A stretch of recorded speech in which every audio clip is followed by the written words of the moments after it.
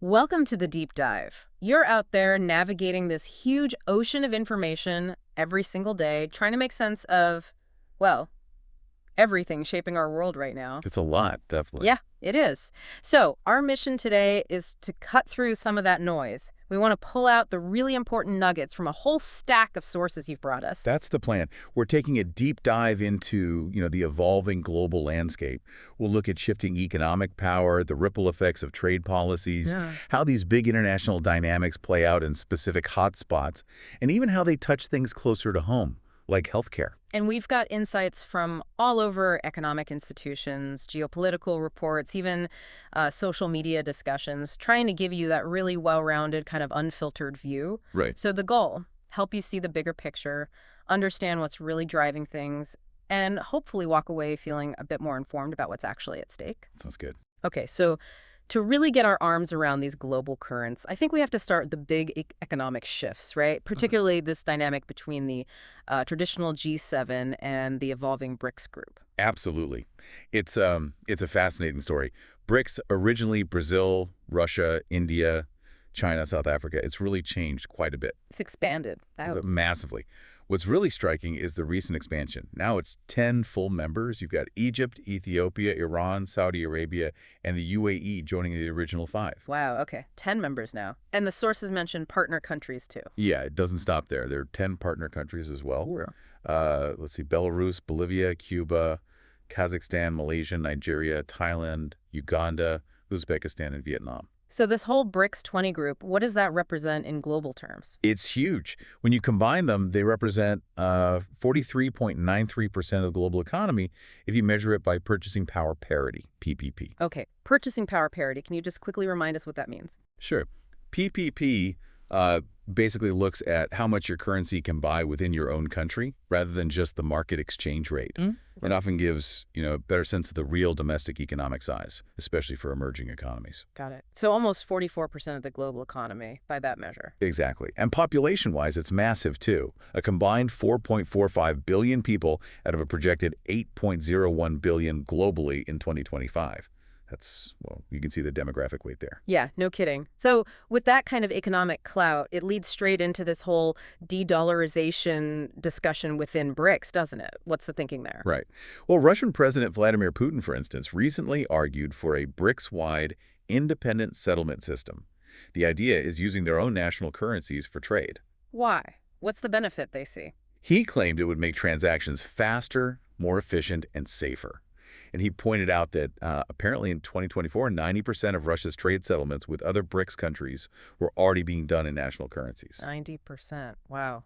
Yeah. So it's partly about efficiency, but it's also, clearly a strategic push to reduce reliance on the U.S. dollar, which has dominated global finance for so long. And it really has dominated. Just to set the scene, the dollar's role as the main reserve currency, that's built on decades of U.S. economic strength, right? Deep financial markets, political stability. Absolutely. And things like oil being priced in dollars. Even going back to Bretton Woods in 44, that really solidified it. The Nixon shock in 71, ending gold convertibility, didn't even fully dislodge it. But are we seeing cracks now? What do the sources say about shifts? Well, the dollar is still dominant, let's be clear. But there are subtle shifts.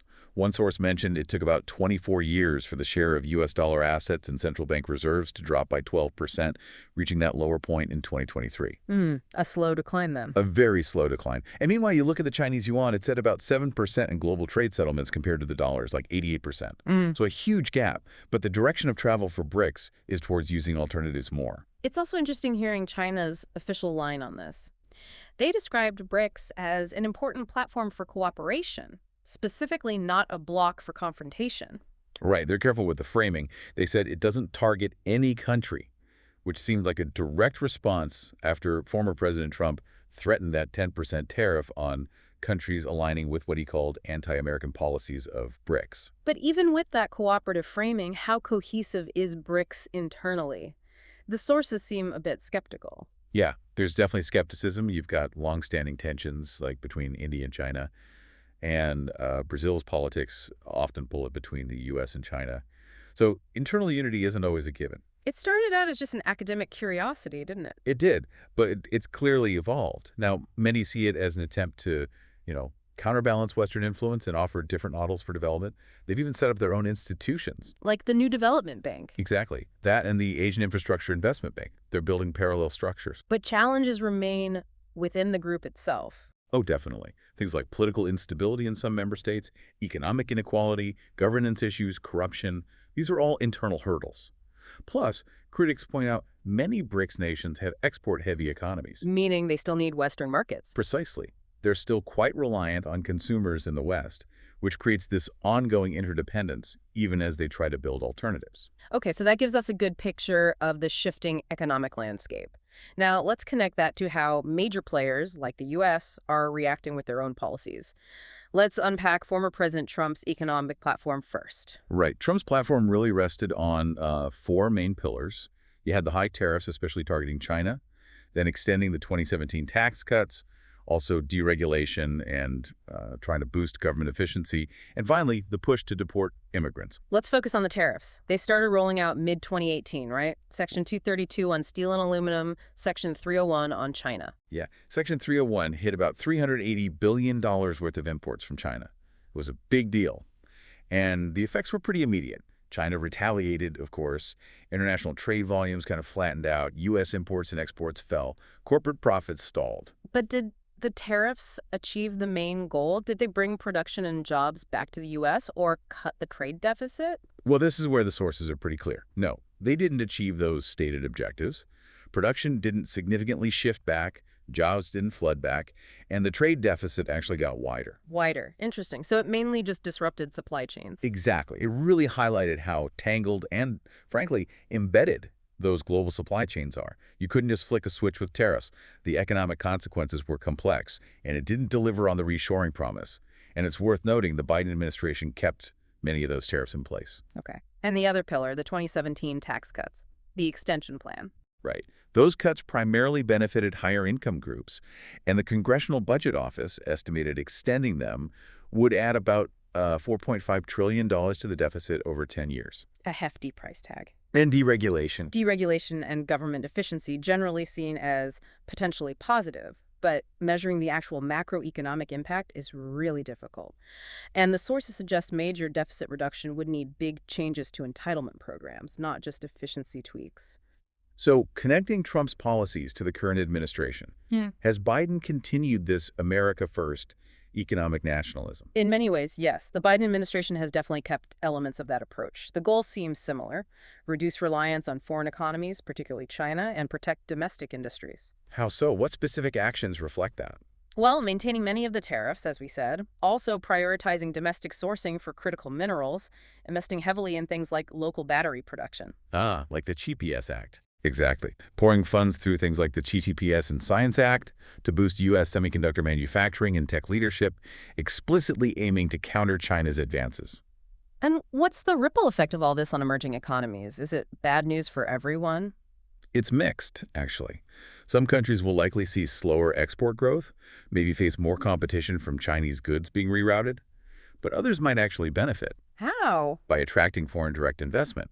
As companies look to diversify their supply chains, maybe move some production out of China, other emerging economies could become attractive alternatives. The sources mentioned the UAE, for example, as being relatively spared overall because it's so open to trade and diversified. Okay, so these economic shifts and policies create friction points. Let's zoom in on some of those geopolitical hotspots. Maybe start with Afghanistan. Yeah, Afghanistan's a key example of a major shift. Yeah. The U.S. withdrawal in 2021 after the Doha Agreement with the Taliban marked a real change from confrontation to, engagement, or at least dealing with the reality on the ground. What did that mean for the neighbors? Iran, for instance. For Iran, it raised immediate strategic and security concerns. Sources point to uncertainty about the Taliban's behavior. Are they predictable? Could they become a proxy for other powers? And of course, the fear of extremist groups resurging. Iran worries Afghanistan could become a new pressure point against them, especially with that long shared border about 900 kilometers. Were there concerns back in the U.S. too? Definitely. U.S. lawmakers raised alarms with President Biden.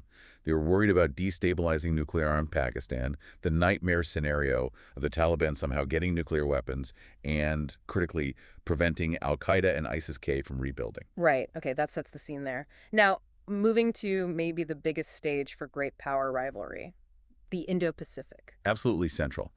The Trump administration really formalized the focus with the free and open Indo-Pacific concept back in 2017, even renaming the military's Pacific Command to Indo-Pacific Command in 2018. And Biden continued that focus. Very much so. They launched the Indo-Pacific Economic Framework for Prosperity IPEF in May 2022.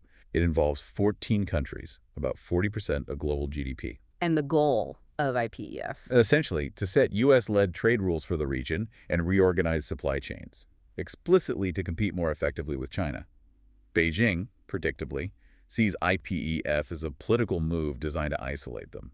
The overall U.S. strategy towards China, how would you characterize it based on the sources? Phrases like comprehensive containment and systematic confrontation come up. Actions include things like blocking Chinese tech firms from key technologies, scrutinizing Chinese investment much more closely, tightening export controls. Like the Chip Four-Party Alliance. Exactly. That alliance, U.S., South Korea, Japan, Taiwan is a prime example. It's about controlling semiconductor supply chains and restricting China's access to the most advanced chips by coordinating export rules among those key producers. And on the security side, beyond economics, the U.S. is actively bolstering its alliances. You've got the Five Eyes intelligence network. The Quad U.S., Japan, India, Australia has been elevated to summit-level meetings, making it more prominent. Then there's a UCASE, the security pact between Australia, the UK, and the U.S., focused on things like nuclear submarines for Australia. And interestingly, sources note the U.S. openly stating China's southern Tibet belongs to India, clearly backing India as a regional counterweight. how is China responding to all this? China stresses its own national defense policy is defensive. They've proposed their own framework, the Global Security Initiative, promoting a common, comprehensive, cooperative, and sustainable security concept. But do they see the U.S. actions as containment? Oh, absolutely. Beijing explicitly views these moves by the U.S. and its allies as containment, and sources suggest this perception is pushing them to consider strengthening military ties, maybe even forming alliances with Russia, Iran, and North Korea. They've also started questioning adherence to UN sanctions on North Korea sometimes. And right at the heart of U.S.-China tensions is Taiwan. Without a doubt. China calls it a core interest, an insurmountable red line. They see the U.S. strengthening military support for Taiwan and trying to internationalize the issue. Are there different views within China on how to handle Taiwan? Yes. The sources suggest a range of perspectives. Some seem to think peaceful reunification is impossible. Others argue for waiting until China is stronger. Still others want to avoid armed conflict unless Taiwan actually declares independence, mainly to avoid crippling international sanctions. It's incredibly sensitive and complex. We've covered a lot of ground on global strategy and economics, but sometimes these huge, complex systems have echoes much closer to home. Let's pivot for a moment to a domestic issue in the U.S. that seems to generate similar feelings of frustration, the healthcare system. There's a really interesting parallel, actually. You see discussions cropping up on places like TikTok where people describe the U.S. healthcare system using words like rigged, confusing, predatory. Even a joke. Exactly. The critiques often center on the lack of universal coverage, the serious problems people face just accessing care, and the incredibly high costs. And linked to employment seems crucial, too. Yeah, the fact that healthcare is so often tied to your job can be a huge barrier. It can discourage people from doing things like going on strike for fear of losing essential health coverage for their families. And the insurance companies. There's a strong perception, reflected in these discussions, that insurance companies make record profits off of sick people, often by denying claims. It fuels this feeling that the system isn't primarily about health, but about profit. It feels like another one of those complex, maybe opaque systems that people feel trapped in, similar in feeling perhaps to navigating global economic forces. And there was a direct global link, too, wasn't there, with the WHO? That's right. When former President Trump withdrew the U.S. from the World Health Organization, experts immediately warned about the consequences. Losing access to global public health data, they said, could hinder vaccine development, weaken early warning systems for outbreaks. So a domestic policy decision with potentially huge global health security implications. Precisely. It really highlights how interconnected these things are, even when they seem purely domestic. Okay, so we've really covered a lot today. We've navigated through Global power shifts, the impact of economic nationalism, tariffs. Right, the delicate situation in geopolitical hotspots like Afghanistan and the Indo-Pacific rivalry. And we even touched on how these big systemic issues can resonate right down to domestic frustrations, like with the U.S. healthcare system. What really stands out, I think, is how interconnected it all is. You see how a tariff policy over here affects supply chains globally, Yeah, or how a group of emerging economies like BRICS starts to challenge financial norms that have been in place for decades. and how security concerns in one region demand these complex, multi-layered responses involving economics, alliances, everything. It shows you these aren't just separate events. They're symptoms of a world undergoing rapid change. Definitely not isolated incidents. So, as you think about everything we've discussed in this deep dive, here's a final thought to consider. In a world that seems defined by both intense competition and undeniable interdependence, what does genuine global cooperation even look like anymore? Especially when nations are so fiercely chasing their own interests. And maybe more importantly, where does that leave us, the individuals, caught between all these massive shifting forces?